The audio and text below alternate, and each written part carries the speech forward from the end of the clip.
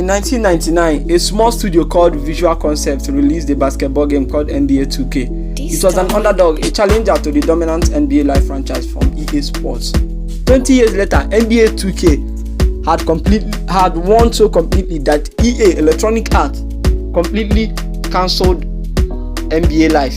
But somewhere along the line, something went wrong. NBA 2K20 is the story of the most dominant sports game franchise ever built, and now is used that dominance to become one of the most controversial games of its era.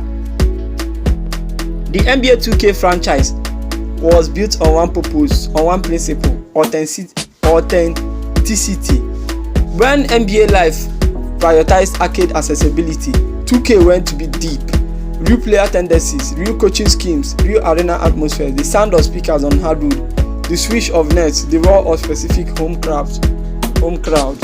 By the mid-2000s, 2K had put ahead of NBA Live in both critical reception and sales. By 2010, NBA Live was struggling to keep up. By 2013, EA Sports suspended the franchise entirely, handing 2K an effective monopoly on NBA video games. That monopoly would prove to be a double-edged sword. With no competition, 2K had no commercial pressure to keep improving the fundamental game. Instead, they turned their attention to something far more lucrative than selling better basketball. They turned their attention to virtual currency. Virtual currency, or VC, was introduced into the 2K ecosystem gradually, quietly, in the years following the franchise monopoly dominance. The concept was simple. Players could spend virtual coins to upgrade their My Career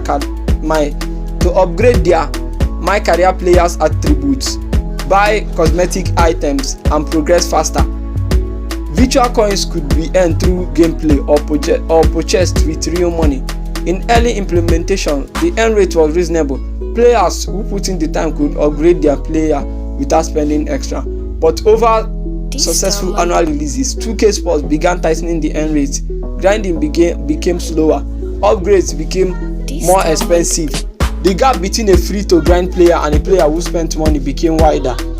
By NBA 2K20, the system had reached a point that players and critics found deeply troubling.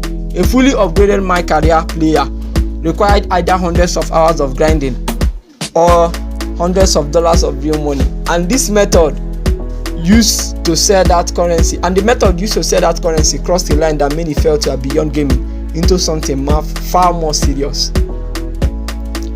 In September 2019, 2K Sports released the official NBA 2K20 trailer, and in that trailer prominently featured their slot machines, not as background decoration, as core gameplay features, spinning wheels awarding random prizes, wheels of fortune, card packs with randomized content.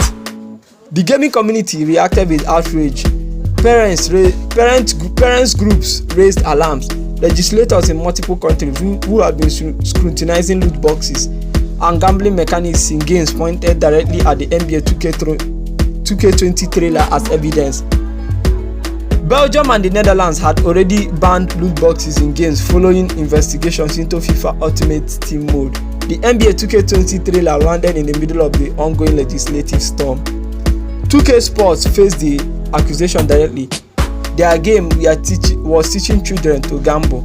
The randomized reward system, spend real money, get a random outcome, matched the definition of gambling in the legal codes of multiple jurisdictions. The controversy didn't stop the game from selling. NBA 2K20 moved millions of copies.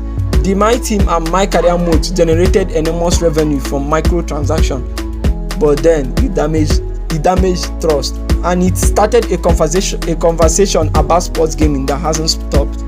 Here is the complicated truth about NBA 2K20. Underneath the controversy, the actual basketball was excellent.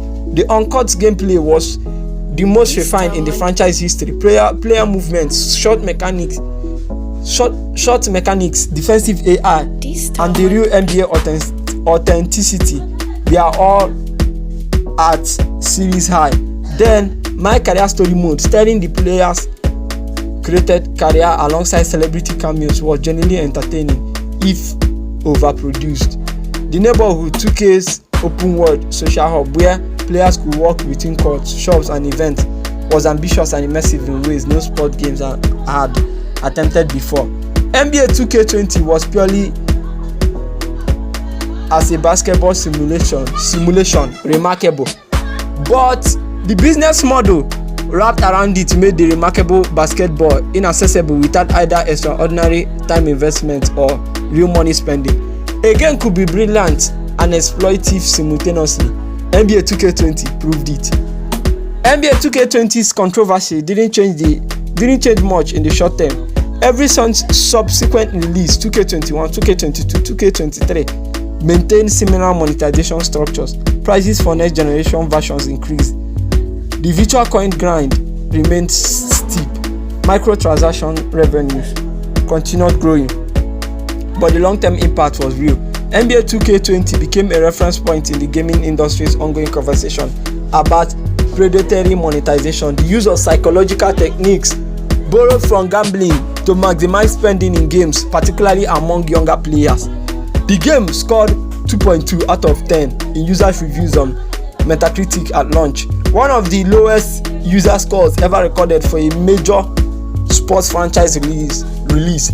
Not because the basketball was bad, but because players felt exploited. In a world without competition, NBA 2K had no commercial incentive to listing.